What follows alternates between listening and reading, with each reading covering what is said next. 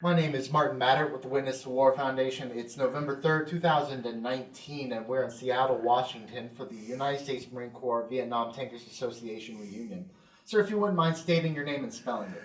My name is Milo Plank, Miloplank. And what years were you in the Marine Corps, and what years were you in Vietnam specifically? I was enlisted in Marine Corps on June the 19th, 1963. And I got out. I got out in October 24th, 1966. And what years were you in Vietnam? I was in Vietnam from about May the 1st, I believe, 1965 till February the 24th, 1966, I think. And what unit did you serve with? I served with A Company, 3rd Tank Battalion, 3rd Platoon, and they later transferred the platoon and renamed it C Company. So tell me about an event in Vietnam that stands out in your mind. Operation Starlight was the first major battle I was in, and the only major battle, but we were in a lot of small skirmishes. But the one that stands out the most is Operation Starlight. So set the stage for me. Where are you at, and who's with you in this unit?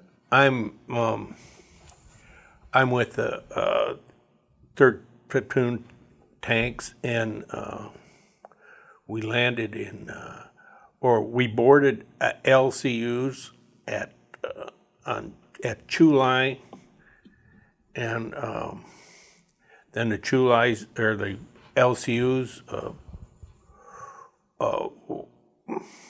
were loaded to the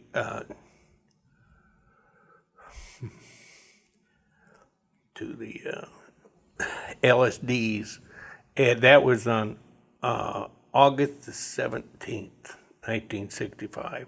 And then the ships went over the horizon for the night, and then the next morning at about 0500, as the sun just started coming up, they pulled the ships into the debarking area, and we took our LCUs and made the landing. When we made the landing, it was pretty uneventful. There was no action at all. We didn't know if we were going to get into any action, but then we made a sweep toward the north, and we were online going across a very large meadow going north, and we were going into an assault phase with the platoon commander's tank in the center, Alpha 3-1. Alpha 3-2 was on the right, that was my tank, and Alpha 3-4 was on the left. But the Alpha 3 and 3-5, they were left behind as to be used in an emergency, and they were in reserve. We were going north, and we were guarding the right flank, but to the right of our vehicles, there was a trench running parallel. The trench was about 6 foot deep and 4 foot wide. And that's when we first engaged the enemy. The first rounds being fired, I heard some automatic rifle fire, and I was buttoned up in the driver's hatch, and all of a sudden there was a rocket back in the turret, and I went, what in the world is this about? And I asked, well, what's this about? And he said, or Sergeant McQuarrie, he was our loader at the time. Originally, he was the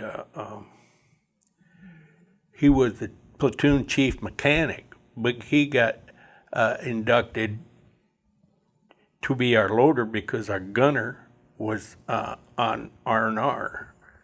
And Bill Laidlaw took over as the tank commander. And anyway, about the first burst that I heard, he got hit. A bullet came right up the gun barrel and hit him in the arm. And then, of course, we pulled to a full stop to get him most everything stalled at that point.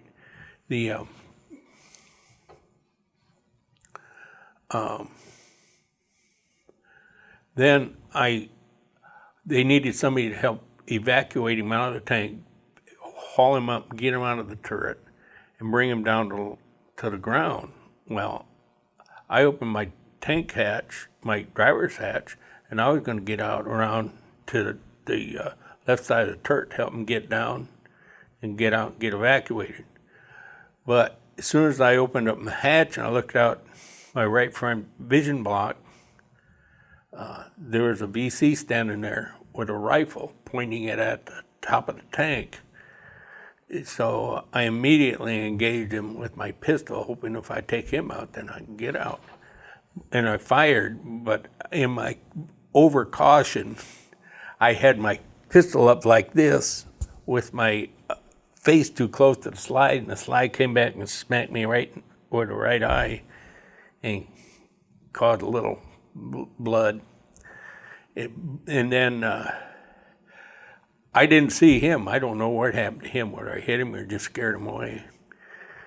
And as I recall, there was another VC came forward too, but I'm not too clear on that. And before I got out, I took a shot at him, and I don't know whether I hit him or not, because I fired and he was gone. And so I thought it was clear, but there's still some activity in that trench. I could hear him moving around, and I could see bushes moving and hollering down there in that trench.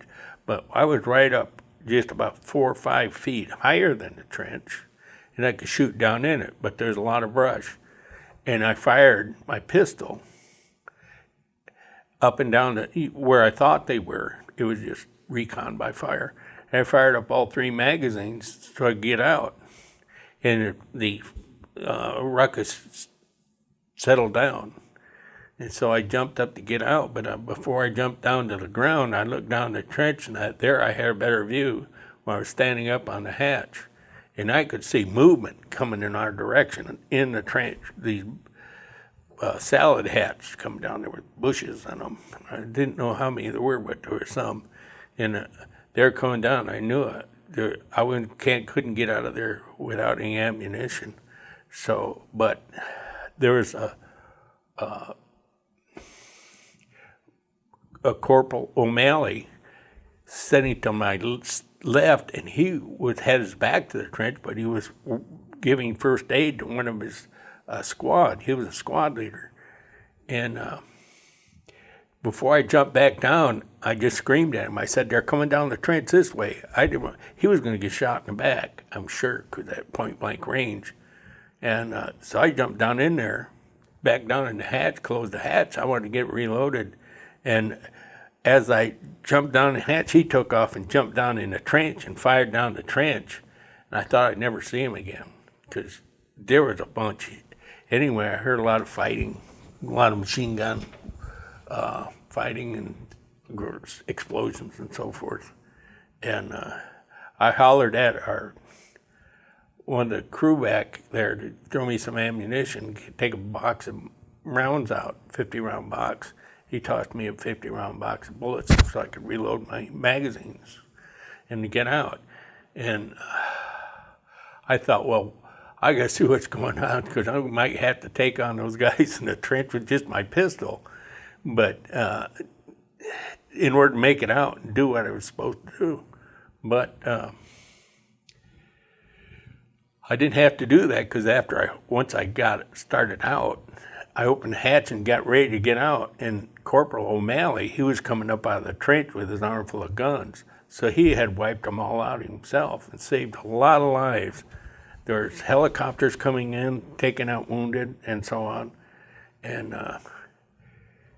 I was there. There's a lot of people wounded, very close range, and these Viet Cong, they had a perfect camouflage and coverment camouflage and cover area there, and they had, it was going to be a real massacre. A lot of Marines were going to get killed, but he wiped them all out. He was a very skilled infantryman, very skilled. He knew what he was into because he had a lot of battle experience prior to that. He knew exactly what to do. I wouldn't have done it. But anyway, he fired down the. Anyway, after he got out of the trench and he loaded his casualties into a helicopter that he had in his. I don't know how many got wounded. He killed or wounded in his squad, but he got him out, and he had already been wounded, and so he waited till after he got all his men loaded in the helicopters, and then he wouldn't go until they were all in first. So I think the first guys that got hit, he had his squad broke up three fire teams. One of the fire teams he put on the back of our tank. We used him for eyes and ears, and he was attached to our tank. And so they were the eyes and ears of the tank. And what happened then, the first burst that came along, they all got shot off. With O'Malley was on there too. He was in back too, from what I understand. And he was received a Medal of Honor for that. And I'll never forget that because being a witness to a Medal of Honor was quite a thrill. I mean, I hadn't realized it then because I've seen so many Marines do such courageous things. I didn't even think about that. And then we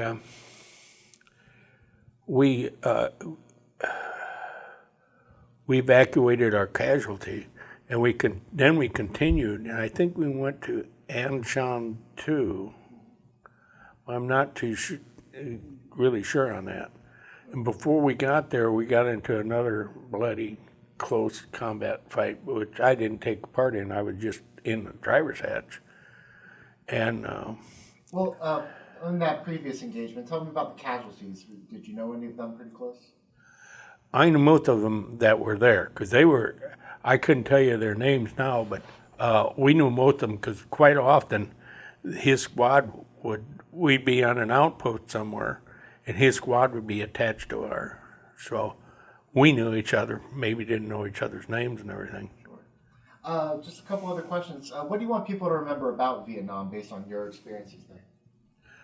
Well, based on my experiences, I saw a Medal of Honor recipient and possibly two recipients. I don't know too much about the second one I saw.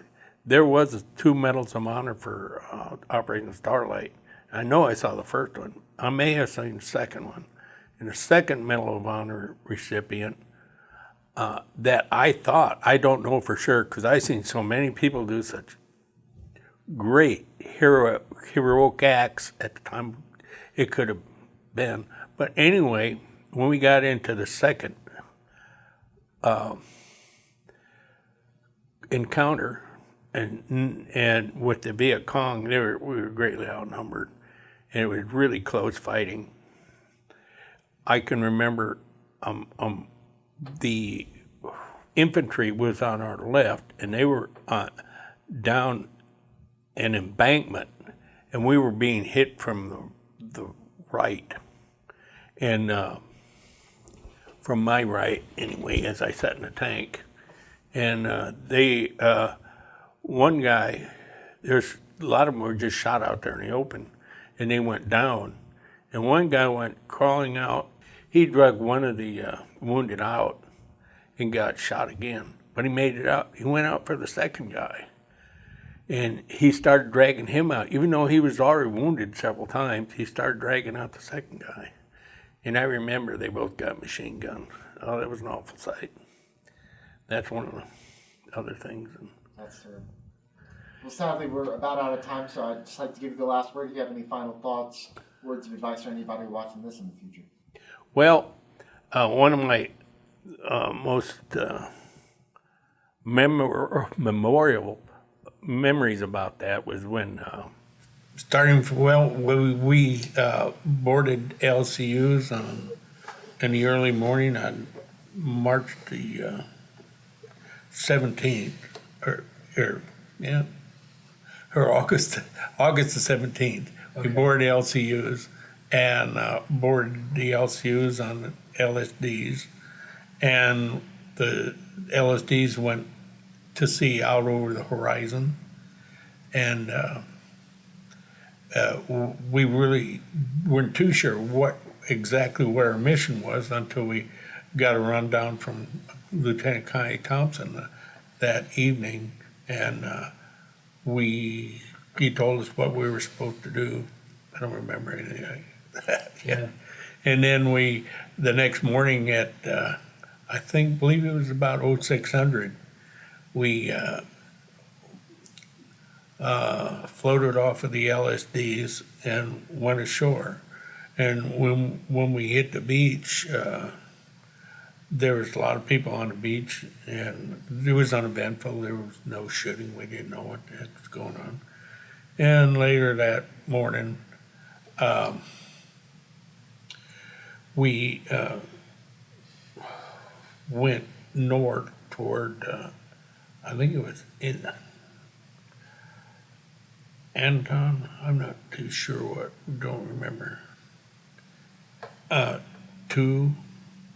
And on the way there, we made an assault. We had 3 tanks online with infantry behind us. We had air support, close air support in front of us. And Alpha 3-1 was on the right flank. Myself, Bill Laidlaw, and Sergeant Dan McQuarrie. They were on there along with Court, I believe he's a Lance Corporal. And we were in a tank on the right, guarding the right flank. Lieutenant Thompson's tank, Alpha 3-1, was in the center, and Alpha 3-4 was on the left flank, from what I remember. And we were going north online, and that's when all the fun began. The bullets started flying. It seemed like in the first burst of bullets, they came from the trench on our right-hand side. We had moved up to the trench in order to be able to fire down to it, so we got as close as we could to it without going into it. Then the rounds started flying. I was buttoned up, but I heard a lot of automatic weapons fire and some regular fire. And I heard a commotion inside the turret, what was going on, and our loader, Sergeant Dan McQuarrie, he was originally the platoon's chief mechanic, but since Ken Zeebel was on leave, we were a person short. And the tank commander was Bill Laidlaw. We were a person short. So Dan McQuarrie, he was a good loader. He became the loader and was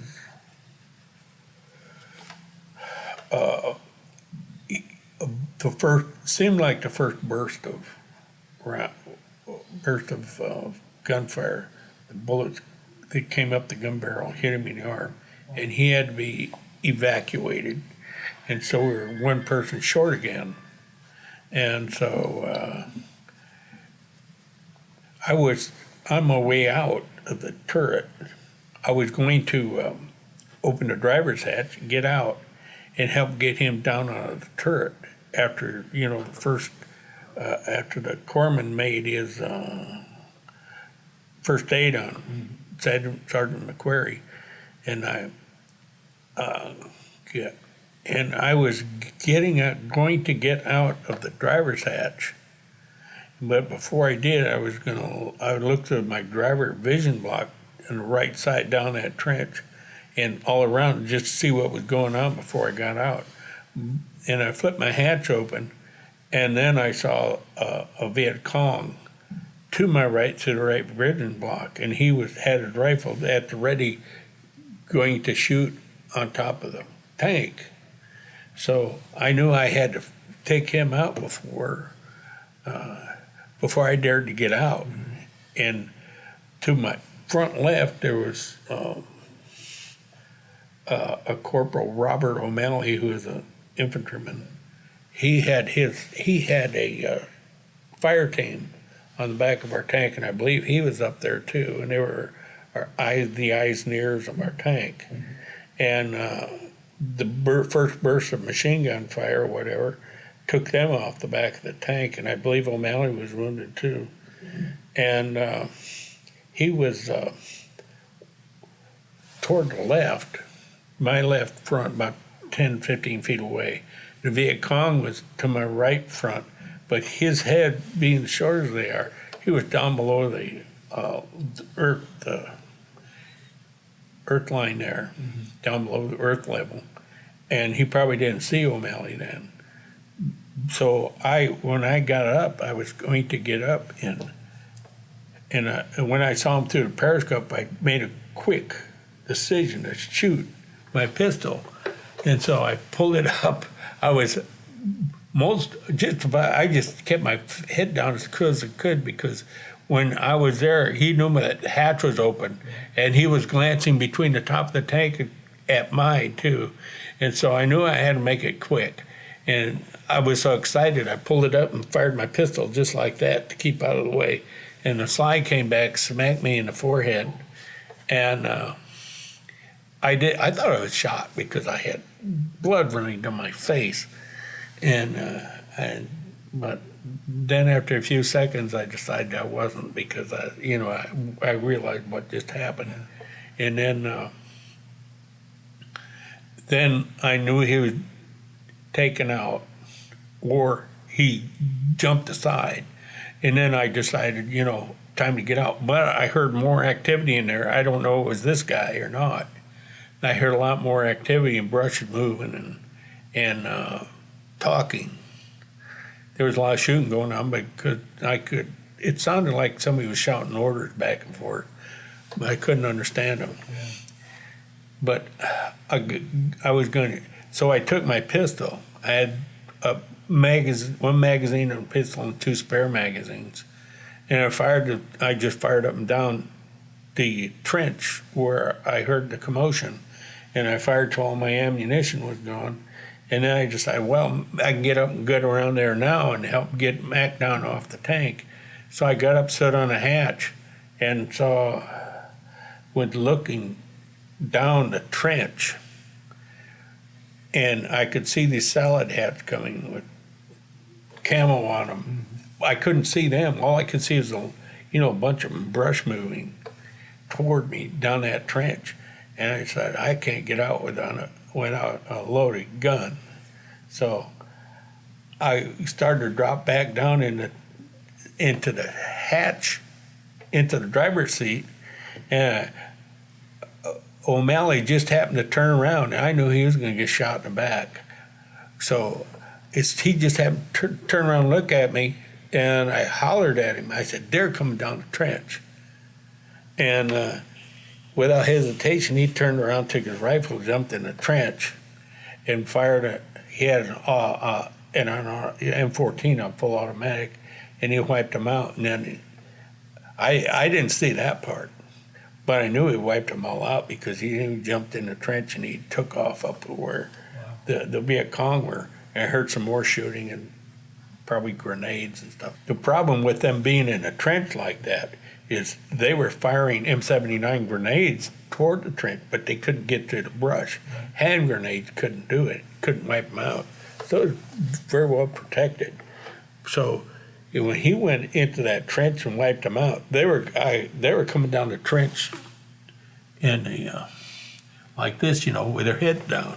And that was a big mistake on their part, because all he had to do is get the guy in front, and he could wipe them all out. And that's just what he did. He just wiped them all out. And then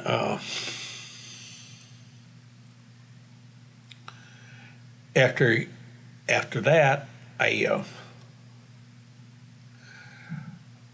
was sat down in the driver's hatch, and I went down the driver's seat, and my pistol was out of ammunition, so I wasn't going to get out now without my magazine's loaded. So I hollered to the back of the turret, and there's a court. I hollered at him, he tossed me some ammo, and he threw me a box of ammo, and I loaded up my magazines. And then I knew I could get out. But just as I got my magazine loaded and come out, O'Malley came out of the trench, and he helped many of his squad get on helicopters. And after he got all those guys on the helicopter, then he got on and was evacuated and was awarded the Medal of Honor for that. Wow, that's unbelievable. Was your tank immobile? I mean, could you? No, it was still mobile. Oh, okay. And the only person in that event that got wounded was Sergeant McQuarrie and stuff. But and then everything got quiet, and I hollered back there, and I said, "Well, what's going on? Where's at court?" Because he was standing up in the loader's hatch, looking out and doing something. And by then, they didn't need me to get Mac down off the turret because they had people out there. And anyway, I hollered to him, "What's going on?" He said 3-1 just got hit. What about 3-4? It just got hit too. I thought, oh my gosh. And that's when on 3-4 it got hit, and the tank commander, Sergeant Ed Seipel, he was tank commander. It came right through the turret and hit him in the leg, and it took his leg off. And so he was evacuated. I'm not too sure if he was the only one that got seriously hurt, but everybody else got splattered with shrapnel. Yeah. Wow. On 3-1, the Lieutenant Thompson, the round came right through the turret ring and hit Lieutenant Thompson. And he said that was an RPG to him. He could see it coming in and got hit with an RPG.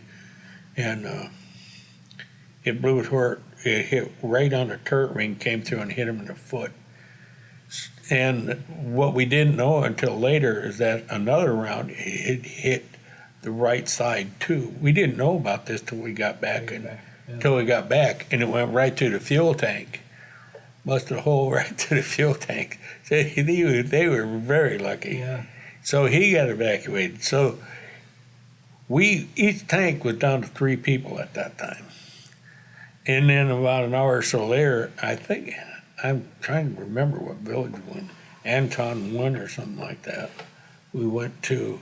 And before we got there, I don't know where we were supposed to go, but we ended up with a company, I believe, with 2nd Battalion, 4th Marines. I believe that's who we ended up with. Everything was just screwed up. Yeah. And then we got caught in a real close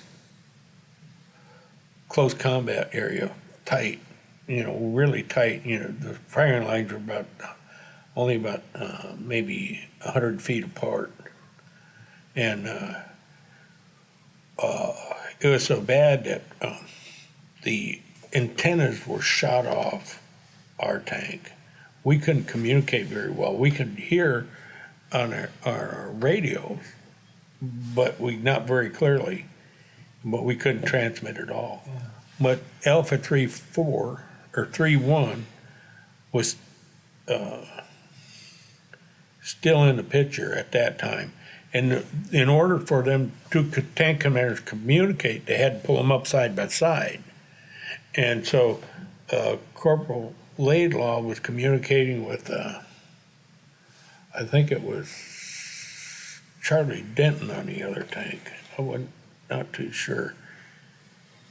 And they were up there communicating from the driver's hatches. And a round hit, I believe, I'm not really sure, but I think it was a 75 millimeter. And our tank round hit hit 3-4 in their left rear part of the tank. It hit the fuel tank, and it caught on fire, so they had to evacuate it. And so one of the people that evacuated out was Cunningham, PFC Cunningham, I think. And then my tank commander was killed in that explosion, and the other person that was evacuated off the other tank, we just filled in the gaps with the people that survived on the other tank. But we still only had 3 people, and but we had a workable crew even though we were short. And anyway, we evacuated. After that happened, I can remember one very bad situation that I saw. It was I don't remember who he was. I didn't know the guy, but anyway, that fight there went on for, I guess, an hour, and there were heavy casualties on both sides. I remember there was dead and wounded all over, and I could see about 20 yards front there was a Marine laying wounded on the ground. He was trying to crawl his way back to get behind a rice paddy embankment.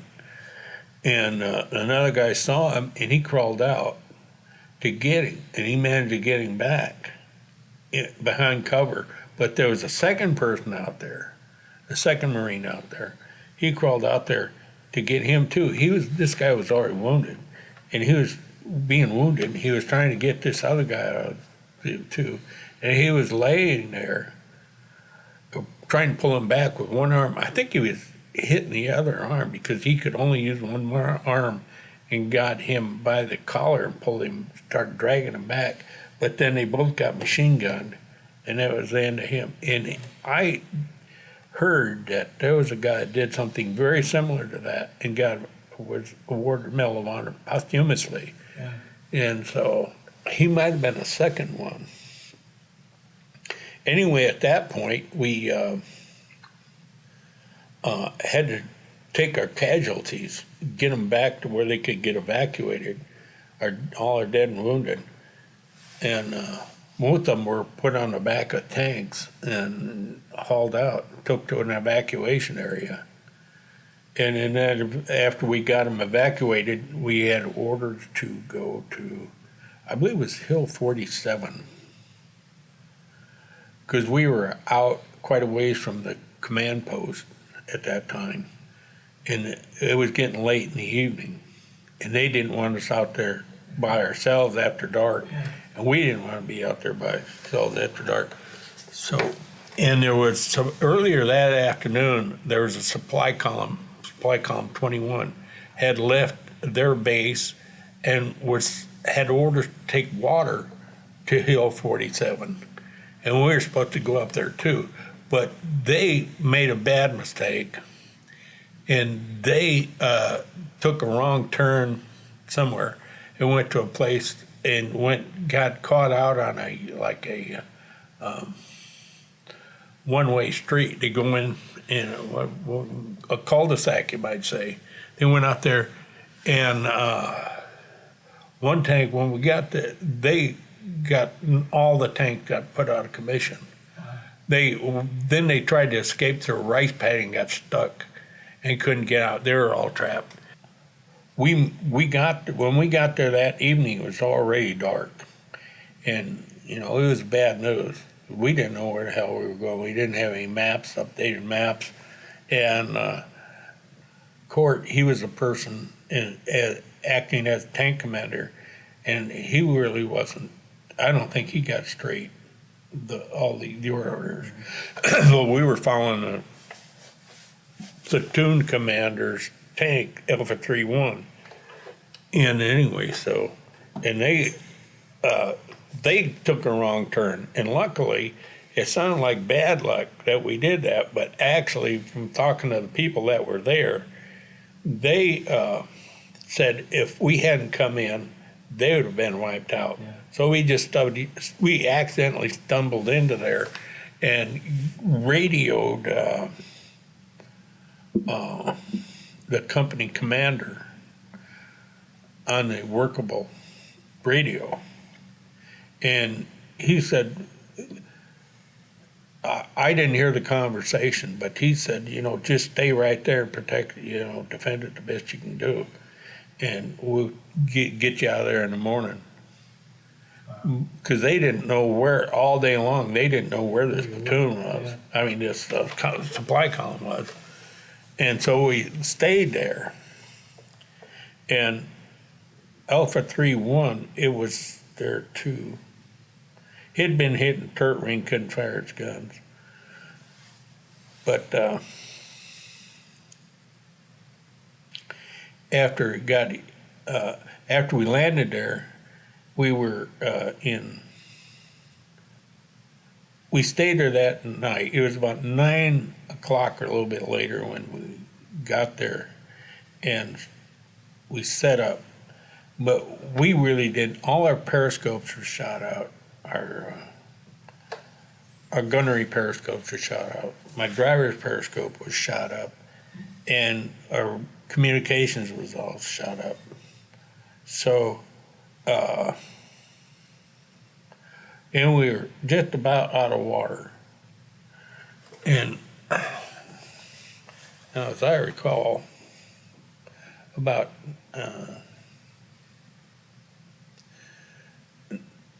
9:30, 10 o'clock, we had been drinking out of our canteens all day long. Our canteens were empty. And so we had to get some water sooner or later. And there, I got out to get the water can off the side of the tank because we had a 5-gallon water tank. I was going to hand it down the hatch. But I took the first can off of there, shot full of holes, and there was no water left in it. The second water can got shot full of holes, but there's about 1 gallon of water in it. So I handed that down the hatch and then jumped back in the driver's hatch. And we filled our canteens, but that didn't last very long because we were totally dehydrated. And about an hour or so later, maybe 11, 12 o'clock that night, I saw this guy, shadow moving around outside, and I didn't know what it was. I thought it might be a Viet Cong getting ready to drop a grenade or a satchel charge on the tank hatch. So I was really concerned about that, and I figured I don't know whether I better shoot him and open this and then risk a grenade or what. So, but before I could make up my mind, he knocked on the hatch and said, "You got any more room in there?" We sure do. We sure do. It turned out that he had been wounded and was out of water, and he was hoping we had water too, but we hadn't. Put him down inside the turret. And I heard somebody say, "Well, looks like we got a loader now." He was more than happy to be a loader, but he was no shape to do it. Oh, wow. He said, "I'll do whatever I need to do," but he was in no shape to do anything. And then we didn't have much water left, but we shared what we had, about 1 or 2 swallows for everybody. And we knew we wasn't going to last over till morning if we didn't have more water because we were already dehydrated. In the heat, and then the tank stays hot all day long because of the weather. The heat was well over 100 degrees all day. I don't know whether this guy was a grunt or whether he was an LVT crewman, but he said that there's a LVT directly across the clearing, and it was bogged down in a rice paddy and couldn't get out. Those LVTs tried to escape across the rice paddy to get because they were trapped. There was no way for them to get out. They tried to, but they all got stuck, couldn't make it out. So I looked over there and saw that LVT, it was, I guess, maybe 25 yards away. But I was really scared to do it because there was Viet Cong still out there. Yeah. And not only that, those guys in those LVTs might be a little trigger happy. So I made up my mind I better do it. Those guys all paid their dues. They all got wounded, and they paid their dues, and I was the only guy that didn't get wounded. So I figured, well, I got to do it. Nobody else can do it. And so I decided I'd go out there, and I'll go across that clearing kind of sneaky. I don't know what sneaky was the right thing to do because that's what gets you shot. So I made it across there and made it across the clearing, and I wasn't going to grab the first water can I came to because that would probably be booby trapped. And the next day I found out it was somebody. But anyway, got inside LVT, went back to the back and just picked one out at random and took it out of there. And I was going to get a second one, but I couldn't carry my 45 and my water can at the same time. But I managed to get it out and go back to and get it back to the tank, and we spent the rest of the night there. But the next day we found out that somebody had planted a grenade between the water cans in there. It was booby trapped, and all you had to do is take the can away, and the pin would pop out, or the spoon would pop out of the grenade. But I was really lucky there. Somebody was looking out for you. Yeah, somebody was looking out for me. Yeah. And anyway, after that, or later that morning, as soon as the sun came up, the helicopters started coming in, and to get out the casualties. And one of the first casualties was this guy we took inside the tank, and he got taken out, and the rest of everybody else that was seriously wounded got taken out, but everybody else got wounded. I think everybody was wounded. I was the only guy that didn't get wounded. Anyway, then later that day, had to be on the 19th, we pulled out. Later that morning, before we pulled out, there was a rescue force came in there. Charlie Company tanks, a couple Charlie Company tanks, and infantry came in there, and they helped us get out of there. And so we went back to CP area, 5th Marine or 7th Marine area, the command post area anyway. And we spent the rest of the battle there, which was fine with me. Anyway, there we seen, I think there was some question about where Captain Saunders was there or at the company headquarters. No, he was there. He was at he was there because I remember him. He slept under our tank that night. And we talked about it the next day. And it was pretty much uneventful for us, other than a few snipers around, but they didn't last very long. They got taken out by 3.5 white officers every time we had a sniper. It didn't last very long. Yeah. Anyway, we got on the 25th, I believe it was on the 25th, in the afternoon, we backed onto the, onto the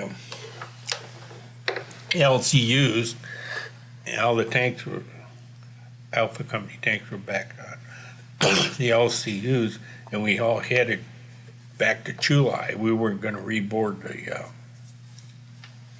LSDs because it was only 10 miles. So we took the 10-mile trip to Chulai, and for some reason they didn't want us to do an amphibious landing, and wanted us to